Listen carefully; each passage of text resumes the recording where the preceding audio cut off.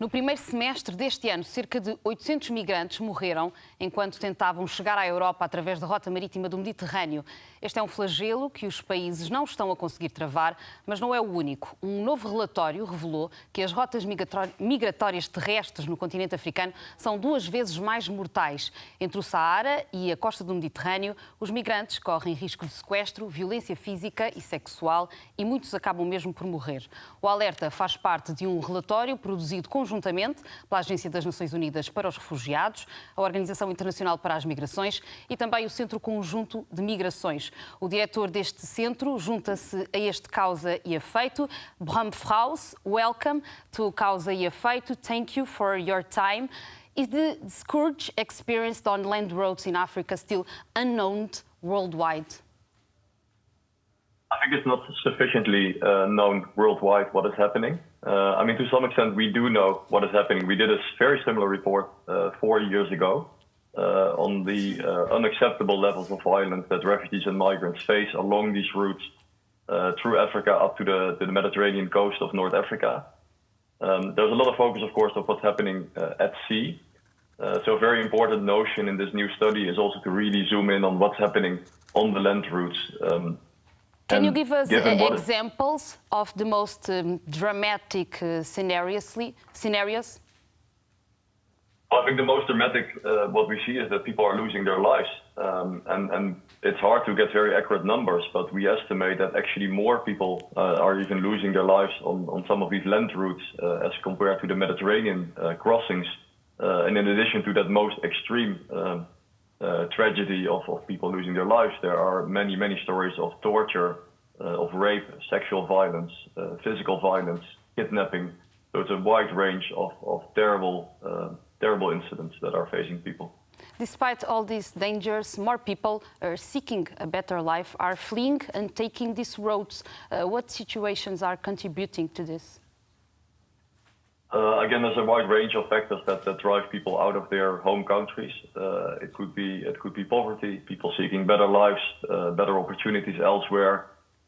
There are many conflicts, of course, in the countries of origin across the Sahel region, for example, Sudan, parts of East Africa.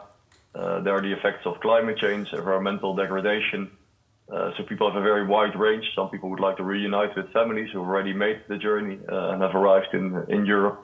Often it's a combination of factors. Even for the same individual, there could be multiple reasons of why they decide to embark on such a migration journey.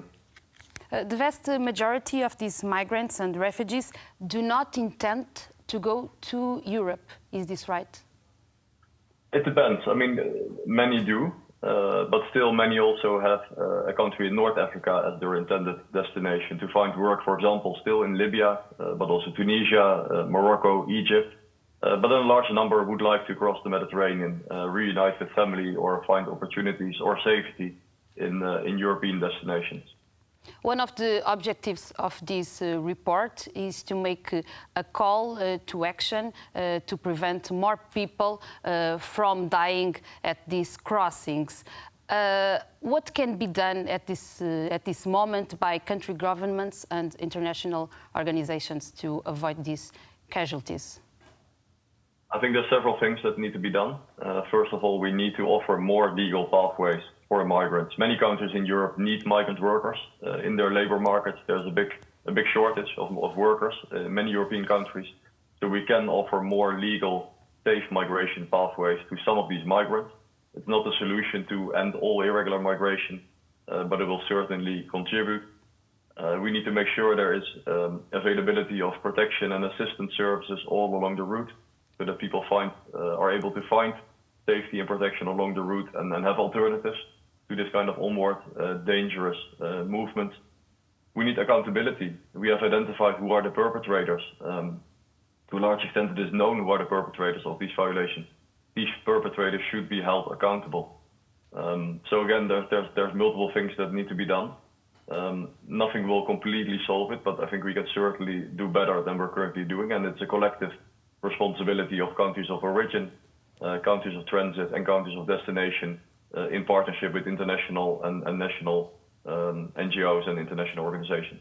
The title of this report is On This Journey, No One Cares If You Live or Die. I would like to ask you about this title because it's really raw. It is also a warning for migrants. Yeah, it is a warning. I mean, what we do find in our research is that to a very large extent, migrants and refugees who embark on these journeys are aware of the risk. They know there's a risk of all these incidents to happen to them. But at the same time, we felt this title is still applicable. We did a very similar report 4 years ago with the same title. We haven't seen anything changing. Probably on the contrary, probably it even got worse for people on the move. So we felt again using the same title as we did 4 years ago is very applicable because it does seem like we don't sufficiently care. It's not to say that no one cares. Of course, there are many people on the ground who try to help, and of course their friends and family do care. There are many good people there. But on the whole, I think we don't sufficiently care about the fact that there are so many people losing their lives on these migration journeys. This is just absolutely unacceptable. And we must remember that these migrants and refugees are seeking a better life. Exactly, and that's all what they're doing. They're seeking a better life, they're seeking safety, they're seeking freedom from whatever makes them unable to live a free life where they are. In that sense, they're doing nothing wrong. They're simply trying to find safety or a better life. Bram Vrouws, once again, thank you for your time. Have a good night. Thank you very much for having me.